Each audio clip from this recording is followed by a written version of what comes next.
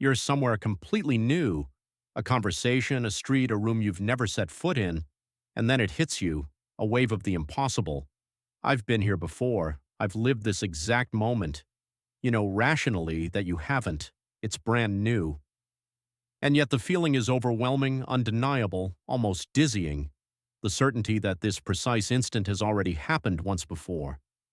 It's called déjà vu, and for centuries people have offered wild explanations, past lives, glitches in reality, glimpses of the future.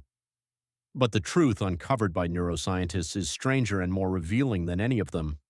Because déjà vu isn't a window into another world, it's a rare moment when you catch your own brain making a mistake, and in that mistake you glimpse the machinery that builds your entire sense of reality. Here's the first thing to understand. That overwhelming feeling of familiarity you're experiencing is not a fact. It's a signal, a specific sensation your brain generates, and like any signal, it can fire at the wrong time. In your brain, the feeling of familiarity and the actual memory of an event are handled by different systems. Usually they work in perfect sync. You see your friend's face, the memory of your friend loads, and the feeling of familiarity fires right alongside it. This is my friend, and I know them. Seamless. But déjà vu is what happens when those two systems briefly come apart.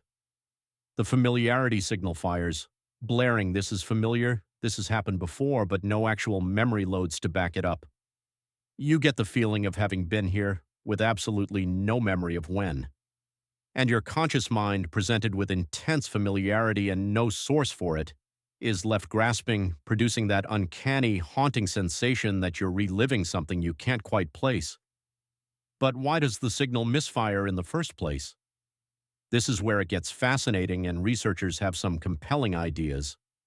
One leading theory is that déjà vu happens when your brain detects a pattern, a resemblance between your current situation and some past experience, but can't consciously identify the source. Imagine you walk into a hotel lobby you've never visited, but the arrangement of the furniture, the lighting, the layout happens to closely match a room from years ago that you've completely forgotten. Your brain notices the resemblance instantly on a level far below awareness.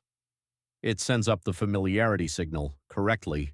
This does match something you've seen. But the original memory is buried too deep to retrieve, so you're left with the pure feeling of familiarity, floating free, unattached to any recollection. Your brain recognized something real. It just couldn't tell you what. There's another theory, even more revealing, that suggests déjà vu might actually be a sign of your brain working well, not poorly. In this view, déjà vu is the feeling of your brain successfully catching an error. Your memory system runs constant fact checks on itself, testing whether a feeling of familiarity is justified. When the familiarity signal fires without a real memory behind it, your brain notices the conflict, flags it, and the strange sensation of déjà vu is what that internal fact check feels like from the inside, which would mean déjà vu isn't a malfunction at all. It's your brain's quality control department catching itself in the act and letting you feel it happen. Notice that déjà vu often comes with a flicker of doubt, a wait, that's not right. That doubt may be the sound of your brain correcting itself in real time. But here's the part that should genuinely change how you think about your own mind. What déjà vu really exposes is that the feeling of familiarity, the sense that you know something, that something is real and remembered, is not the same as actually knowing it. Familiarity is a signal your brain generates and attaches to your experience. Normally it's reliable. But déjà vu proves it can be manufactured, fired off with no basis whatsoever, and if the feeling of knowing can be fake, then think about what that implies. Your entire sense of what's real, what's familiar, what you've experienced before, all of it rests on internal signals that your brain produces, and those signals can be wrong. The confidence you feel about your own memories, the certainty that your past really happened the way you remember, is itself just a feeling generated by the same machinery that produces déjà vu. Most of the time, that machinery is trustworthy, and thank goodness, because you rely on it every waking second to navigate reality. But déjà vu is the crack in the surface, the rare glitch that lets you see the mechanism underneath. For one strange, disorienting moment, your brain shows its hand.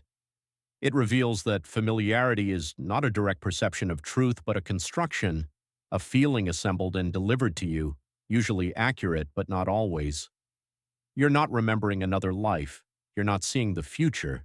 You're watching your own mind build the sensation of reality and momentarily getting it wrong. So the next time déjà vu washes over you and the hair stands up on your arms, don't reach for the supernatural. Reach for something more astonishing, the realization that you just caught your own brain in the act of constructing your reality. That fleeting, eerie moment is the closest most people ever come to seeing the gears turn behind their own experience. It's not a message from beyond. It's a message from within, and it says something humbling. Everything you think you know, everything that feels real and familiar and certain, is being built for you, moment by moment, by a mind you can never fully see.